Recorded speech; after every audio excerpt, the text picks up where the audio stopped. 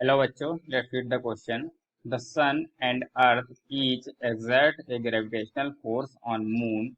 What is the ratio F sun upon F earth of these two forces?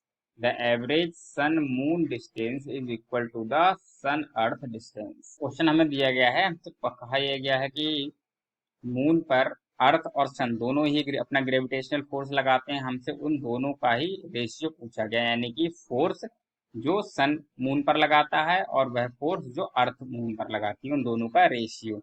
और question में हमसे कहा गया है कि जो हमें सन और मून के बीच की डिस्टेंस है वो वही लेनी है जो सन और अर्थ के बीच की डिस्टेंस है, क्योंकि एवरेज में लगभग उतनी ही है। सबसे पहले हम डिस्कस करते हैं की कॉन्सेप्ट को। हमसे क्वेश्चन में रेशियो पूछा गया है एफ सन अपॉन एफ अर्थ का, तो हमें क्या चाहिए होगा, हमें सबसे पहले फोर्स का फॉर्मूला चाहिए होगा। न्यूटन्स लॉ ऑफ ग्रेविटेशन के अकॉर्डिंग जो होता है, कोई भी दो पार्टिकल, जैसे कि मान लें एक ये पार्टिकल m1 और m2 हैं, इन दोनों के बीच जो लगने वाला फोर्स होगा m1 पर लगेगा m2 की डायरेक्शन में और m2 पर लगता है m1 की डायरेक्शन में। जो भी फोर्स होता है वो दोनों पर सेम ही लगता है। उस फोर्स की वैल्यू क्या होती है, G m1 m2 upon R square, और आर क्या है, इन दोनों के बीच की डिस्टेंस होती है। तो यही हमारा की कॉन्सेप्ट है, इसी की हेल्प से हम अपना क्वेश्चन को सॉल्व करेंगे। चलिए क्वेश्चन को सॉल्व करते हैं।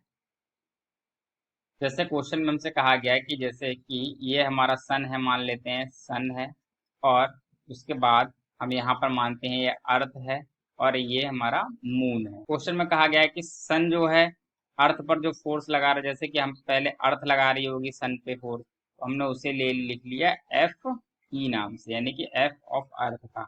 और एक फोर्स और होगा जो सन लगा रहा होगा पर मून पर, वो उसे हम लिख लेते हैं एफ ऑफ सन, यानी कि एफ एस। तो मून पर दो फोर्सेस लग रहे हैं, एक सन की वजह से और एक अर्थ की वजह से। इन्हीं दोनों का रेशियो हमें निकालना है। कैसे निकालेंगे, हमें दो चीजें चाहिए होंगी, एक मून और अर्थ के बीच की दूरी, और हमें चाहिए होगी मून और सन के बीच की डिस्टेंस। ठीक है, तो ये हम इसको हम लिख लेते हैं आर एस एम, यानी कि सन और मून की, और इसको हम लिख लेते हैं आर आर ई और एन, अर्थ और मून। तो हम फॉर्मूले लगाते हैं। पहले हम लिखेंगे एफ ऑफ सन, तो हम लिखेंगे G mass of sun into mass of moon upon R square, यानी कि R S M, sun to moon का स्क्वायर। ठीक है, ये रिलेशन हो गया। ऐसे ही हम लिखेंगे अर्थ के लिए एफ ऑफ ई, यानी कि एफ अर्थ की वजह से इसे लिखेंगे G M E M M upon R E M square.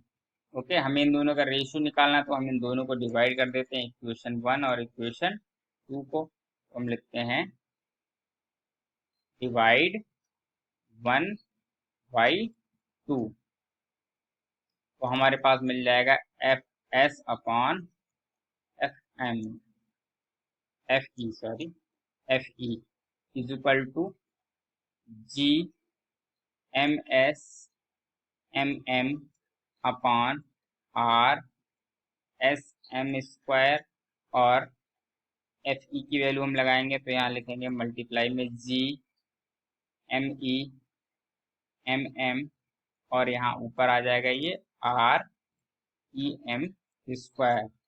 M M तो कैंसिल हो जाएगा, जी से जी भी कैंसिल हो जाएगा, हमारे पास जो बचेगा वो हम इधर लिख लेते हैं F S upon F E is equal to M S upon M E into R E S square upon R of S M square, पूरे का होल स्क्वायर लिख लेते हैं ये।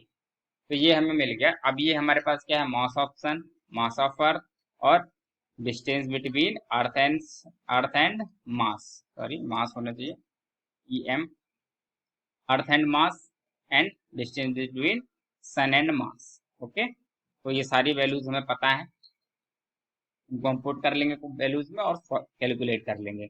वैल्यू पुट करते हैं।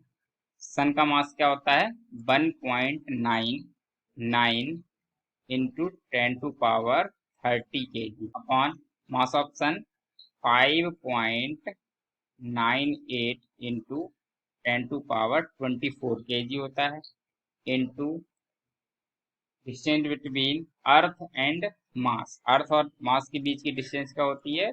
3.8 इंटू 10⁸ मीटर अपॉन सन और Mars के बीच की डिस्टेंस, यानी कि सन और मून के बीच की डिस्टेंस, जो अर्थ के बीच की डिस्टेंस होती है, तो अर्थ और सन की डिस्टेंस क्या होती है? 1.5 इंटू 10⁻11 मीटर, पूरे का स्क्वायर।